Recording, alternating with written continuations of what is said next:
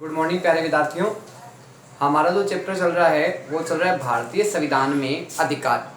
भारतीय संविधान में अधिकारों के तहत है जो हमारा अंतिम जो अधिकार चल रहा है वो चल रहा है संवैधानिक उपचारों का अधिकार। संवैधानिक जो उपचारों का अधिकार है उस अनुच्छेद का प्रमुख जो वर्णन किया गया है वो अनुच्छेद 32 के अंतर्गत कहा वर्णन किया गया है।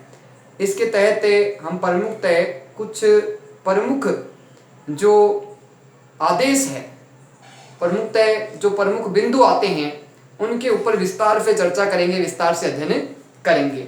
तो सबसे पहले बात आती है कि न्यायालय कई प्रकार के आदेश जारी कर सकता है।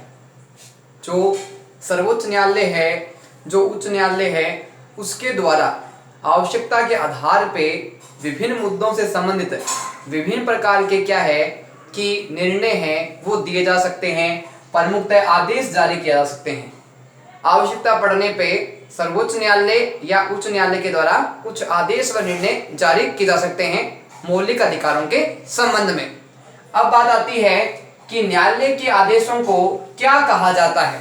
न्यायालय के द्वारा जो आदेश और जो निर्णय मौलिक अधिकारों से संबंधित प्रावधान के तहत जो दिए जाते हैं उनको प्रमुखतः किस नाम से जाना जाता है? तो प्रमुखतः इसको प्रादेश या रिट के नाम से जाना जाता है। ध्यान रखना कि जो न्यायालय के द्वारा जो आदेश या निर्णय दिए गए हैं वो किस नाम से जाते हैं? तो ध्यान रखना प्रादेश या रिट के नाम से इनको प्रमुखतः निर्णयों और निर्देशों को जाना जाता है।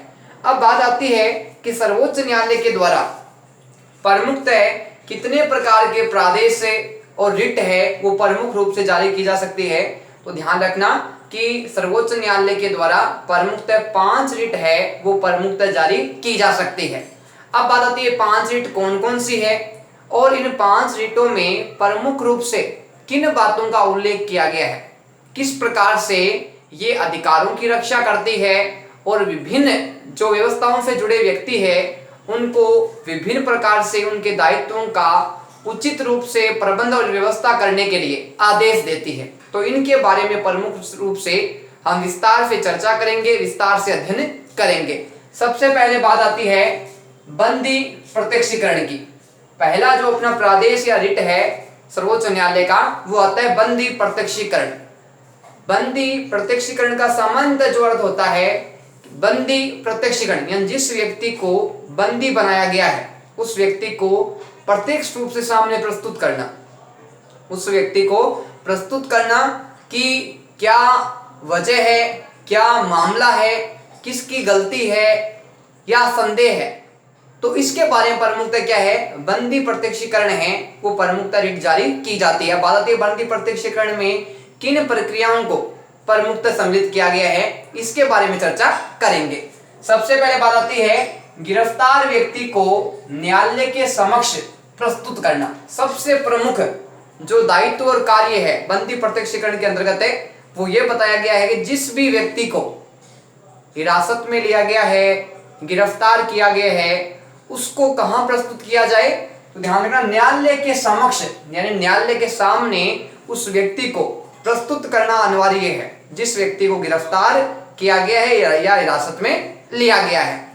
दूसरी बात आती है गिरफ्तारी का तरीका गैर कानूनी या असंतोषजनक हो, यानी गिरफ्तार किया गया है उसके पीछे क्या कारण है, क्या उसको संदेह के आधार पर गिरफ्तार किया गया है या उसने किसी कानून का उल्लंघन किया है उस आधार पर उसको गिरफ्तार किया गया है या उसने कोई गैर कानूनी या असंतोषजनक गतिविधियों से संबंधित है। तो ये प्रमुखता इसमें है वो देखा जाता है कि उसकी जो गतिविधि है वो किस प्रकार की रही है, क्या वो उचित है या अनुचित है या उसको संदेह के आधार पर गिरफ्तार किया गया है। तो ये प्रमुखतः होता है कि गिरफ्तारी का तरीका किस प्रकार का है, गैर कानूनी है या असंतोषजनक है।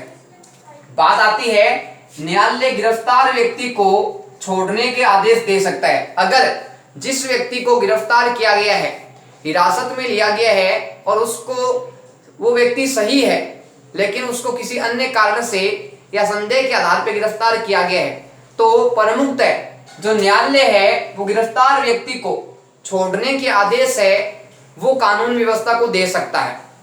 अब प्रमुखतः इससे संबंधित कुछ विशेष बातें आती है, उनके बारे में हम विस्तार से चर्चा और विस्तार से अध्ययन करेंगे। सबसे पहले बात आती है 24 घंटे में मजिस्ट्रेट के सामने प्रस्तुत करना। जिस व्यक्ति को गिरफ्तार किया गया है उस व्यक्ति को 24 घंटे के अंतर्गत मजिस्ट्रेट के सामने या न्यायालय के सामने प्रस्तुत करना अनिवार्य होता है। लेकिन इसमें जो लाने और ले जाने का यानी जो यातायात के साधन का जो समय लगा है आने जाने में, उस समय को 24 घंटे में सम्मिलित नहीं किया गया है। तो जिस व्यक्ति को गिरफ्तार किया गया है उसको 24 घंटे के अंतर्गत मजिस्ट्रेट या न्यायालय के सामने प्रस्तुत करना अनिवार्य है। दूसरी बात आती है पसंद का वकील करने का अधिकार। जिस व्यक्ति को गिरफ्तार किया गया है उसको अपनी इच्छा के आधार पे अपने पसंद के वकील को चुनने का अधिकार है और उससे विचार विमर्श करने का अधिकार है। ये भी प्रमुखतः संविधान के द्वारा व्यक्ति को यह अधिकार दिया गया है। स्वयं के विरुद्ध गवाही देने के लिए प्रमुखतः उसको जबरदस्ती उसके साथ नहीं की जा सकती। यानी जिस व्यक्ति को गिरफ्तार किया गया है उसके स्वयं के विरुद्ध उसको गवाही के लिए क्या है मजबूर नहीं किया जा सकता, पाबंद नहीं किया जा सकता, विवश नहीं किया जा सकता। तो ध्यान रखना प्रमुख रूप से जो बंदी प्रत्यक्षीकरण है ये व्यक्ति को विभिन्न प्रकार से विभिन्न दायित्व और अधिकार प्रदान करता है, जिसके तहत व्यक्ति के मौलिक अधिकारों की रक्षा होती है। बात आती है दूसरी परमादेश की। जो रिट के तहत प्रादेश के तहत जो दूसरी व्यवस्था है वो प्रमुख रूप से आती है किसकी? परमादेश की। परमादेश क्या होता है, किससे संबंधित होता है, इसके बारे में हम विस्तार से चर्चा करेंगे, विस्तार से अध्ययन करेंगे। सबसे पहली बात आती है पदाधिकारी द्वारा कर्तव्यों का पालन नहीं करना। यानी जिस पदाधिकारी को जिस कार्य के लिए जो पद दिया गया है, दायित्व सौंपा गया है, यदि वो उस पद का प्रमुख रूप से क्या है कि अपने कर्तव्यों का, अपने दायित्वों को प्रमुख रूप से पालन नहीं करता, अपनी जिम्मेदारी को नहीं निभाता, ऐसी स्थिति से प्रमुख रूप से क्या है कि जो परमादेश है वो संबंधित है। यानी पदाधिकारी के द्वारा उसके कार्यों के प्रति उसकी जिम्मेदारी पूर्ण रूप से सही नहीं होना। बात आती है न्यायालय द्वारा पदाधिकारी को कर्तव्य पालन का बोध कराना। यानी न्यायालय के द्वारा परमादेश की प्रक्रिया के माध्यम से उस पदाधिकारी को ये बोध कराया जाता है, ये ज्ञान करवाया जाता है कि वो जिस पद पे है उस पद के तहत उसकी क्या जिम्मेदारी है, क्या दायित्व है, वो प्रमुख रूप से सर्वोच्च न्यायालय व्यवस्था के अंतर्गत प्रमुख से उसको बोध या ज्ञान करवाया जाता है। बात आती है कानूनी और संवैधानिक दायित्वों का पालन नहीं करना। यानी जो कानून की जो गाइडलाइन है, जो नियम है और संविधान की परंपरा है, उसके अनुसार वो अगर कार्य नहीं कर रहा, उसके कार्यों के विमुख कार्य कर रहा है, अपनी जिम्मेदारी को नहीं निभा रहा, अपने कर्तव्य पालन की जिम्मेदारी है उसको नहीं पूर्ण रूप से संपन्न कर पा रहा, तो ऐसी स्थिति में न्यायालय के द्वारा है वो परमादेश जारी किया जाता है ताकि जो अधिकारी जिस पद पे नियुक्त है वो अपने कर्तव्य का पालन करे, अपने दायित्व का पालन करे और प्रमुख रूप से जो जिम्मेदारी उस पद के लिए, उस पद पे आसीन व्यक्ति को जो सौंपी गई है, उस पद पे रहते हुए वो प्रमुख रूप से क्या है कि अपनी जिम्मेदारी को निभाए। अब बात आती है कि हमने प्रमुख रूप से बंदी प्रत्यक्षीकरण और परमादेश के बारे में प्रमुखतः विस्तार से अध्ययन किया और अब इसी के आगे और जो प्रमुखतः सर्वोच्च न्यायालय या उच्च न्यायालय के द्वारा जो रिट या प्रदेश जारी किए जाते हैं उसके बारे में विस्तार से चर्चा करेंगे, विस्तार से अध्ययन करेंगे। तो तीसरी जो अपनी प्रमुख रिट और प्रदेश जो आती है प्रमुख रूप से वो कौन सी है? वो आती है प्रमुख रूप से निषेध आदेश। निषेध का मतलब होता है कि किसी चीज पे प्रतिबंध लगाना। यानी कि प्रमुख रूप से जो क्षेत्र है जो निर्धारित किया गया है उस क्षेत्र के अंतर्गत रहते हुए ही अपने कार्यों को संपन्न करना और उस क्षेत्र और सीमाओं को प्रमुख रूप से नहीं लांघना, उसका उल्लंघन नहीं करना। यानी एक केंद्र बिंदु जो निर्धारित किया गया है उसी के अंतर्गत रहते हुए अपने प्रमुख सभी कार्य करने हैं, उस केंद्र बिंदु से बाहर उसके दायित्व है वो नहीं होते। तो इसके बारे में विस्तार से चर्चा करेंगे, विस्तार से अध्ययन करेंगे। सबसे पहले बात आती है अदालत द्वारा अधिकार क्षेत्र का अतिक्रमण। प्रमुखतः अगर बात कही जाए तो निषेध जो आदेश है वो कब जारी किया जाता है? तो ध्यान रखना कि अदालत द्वारा अधिकार क्षेत्र का अतिक्रमण यानी जब किसी विभाग के द्वारा या प्रमुख रूप से अदालत के द्वारा जब उसके जो दायित्व निर्धारित किए गए हैं, जो क्षेत्र निर्धारित किए गए हैं, उस क्षेत्र और दायित्व के अंतर्गत रहते हुए कार्य नहीं किया जाता, उस सीमाओं का उल्लंघन किया जाता है, तब प्रमुख रूप से क्या है कि न्यायालय के द्वारा जो ये अपना आदेश है ये प्रमुख रूप से जारी किया जाता है। कौन सा? निषेध आदेश, यानी एक प्रकार से सीमाओं के अंतर्गत प्रमुख रूप से रहकर कार्य करना। बात आती है सीमाओं के अंतर्गत कार्य नहीं करना।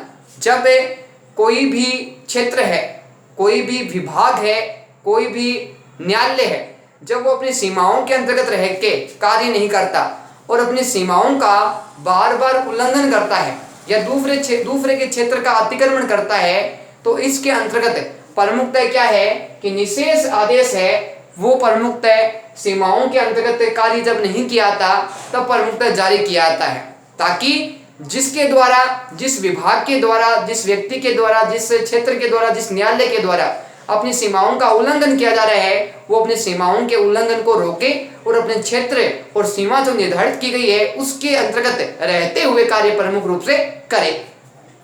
उच्च न्यायालय या सर्वोच्च न्यायालय द्वारा आदेश जारी करना। अब बात आती है कि जो निषेध आदेश है यह प्रमुख रूप से किसके द्वारा जारी किया जाता है। तो ध्यान रखना कि भारत में सर्वोच्च न्यायालय है और उच्च न्यायालय है, उसके द्वारा प्रमुखतः जो ये आदेश है इसको प्रमुख प्रादेश को, रिट को प्रमुख रूप से जारी किया जाता है। तो इसमें प्रमुखतः एक ही बात आती है कि जो क्षेत्र, जो सीमाएं जो निर्धारित की गई है उस क्षेत्र और सीमाओं के अंतर्गत रहते हुए ही क्या है प्रत्येक विभाग को कार्य करना और दूसरे के विभाग का अतिक्रमण नहीं करना, दूसरे कार्यों में हस्तक्षेप नहीं करना, और एक जो क्षेत्र निर्धारित किया गया है वो एक बाउंडेशन जो निर्धारित की गई है उसमें रहते हुए प्रमुखतः कार्य करना।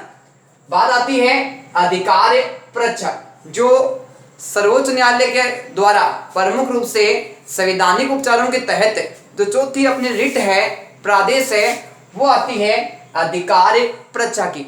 अब बात आती है कि अधिकार परीक्षा के तहत प्रमुखतः किन बातों को प्रमुख रूप से सम्मिलित किया गया है, किस प्रकार से ये अधिकारों की सुरक्षा करने में अपनी महत्वपूर्ण भूमिका है, जिम्मेदारी है, वो निभाती है। तो बात आती है कि कोई व्यक्ति ऐसे पद पर नियुक्त हो गया हो जिस पर उसका कानूनी हक नहीं है। कई बार क्या होता है कि जो पद है, जो प्रधान है, वो प्रमुख रूप से उचित रूप से सबको मिलता है, यानी जो उसमें योग्यता है, जो उसमें क्षमता है, जो उसके लिए नियम कानून निर्धारित किए गए हैं उसके तहत प्रत्येक व्यक्ति को पद मिलता है। लेकिन प्रमुखतः कई बार देखने को मिलता है कि कोई व्यक्ति ऐसे पद पर नियुक्त हो गया है, यानी किसी व्यक्ति को कोई ऐसा पद मिल गया है जिसके वो योग्य ही नहीं है, वो प्रमुख रूप से कानूनी उसका हक नहीं है जिस पद पर वो कार्य कर रहा है। तो बात आती है कि उसने जो पद प्राप्त किया है वो किस प्रकार से प्राप्त किया है, किस प्रकार से उसको ये पद मिला है, क्योंकि उसमें तो योग्यता ही नहीं है,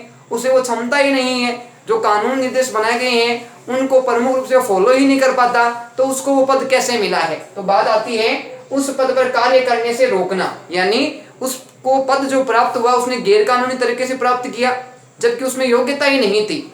अब जब उसको वो पद प्राप्त हो गया है और जब उस चीज का जानकारी हो गई है कि अमुक व्यक्ति ने ये पद है वो उसकी योग्यता के द्वारा प्राप्त नहीं होके उसने गलत तरीके से, गैर कानूनी तरीके से प्राप्त किया है, तो प्रमुख रूप से ऐसे व्यक्ति को उस पद पर कार्य से रोकने के लिए प्रमुखतः क्या है कि क्या जारी की जाती है, अधिकार परीक्षा जारी की जाती है, यानी अधिकारों के माध्यम से उसको उसके पद से हटाया जाता है ताकि उस पद के लिए जो योग्य व्यक्ति है उसको उस पद पे नियुक्त किया जाए, और जो अयोग्य व्यक्ति है जो प्रमुख रूप से उसकी योग्यताओं को पूरा नहीं करता उसको उसके पद से हटाना, और जो व्यक्ति योग्य है उसको उस पद के लिए प्रमुखतः नियुक्त करना।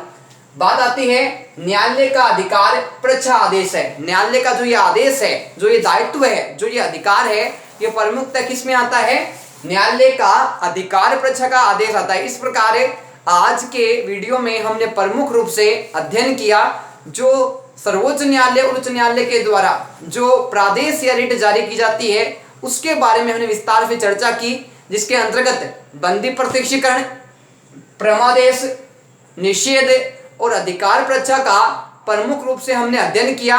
और एक प्रकार से कहा जाए तो ये व्यक्ति के अधिकारों की सुरक्षा करने में उसको प्रमुख रूप से विभिन्न प्रकार की जो असमानताएं हैं उनको दूर करने में और व्यक्ति को जो अधिकार संविधान के द्वारा प्रदान किए गए हैं उनकी रक्षा करने में प्रमुख रूप से विशेष महत्व है, वो संवैधानिक उपचारों के तहत इन प्रादेश या रिट का रहता है।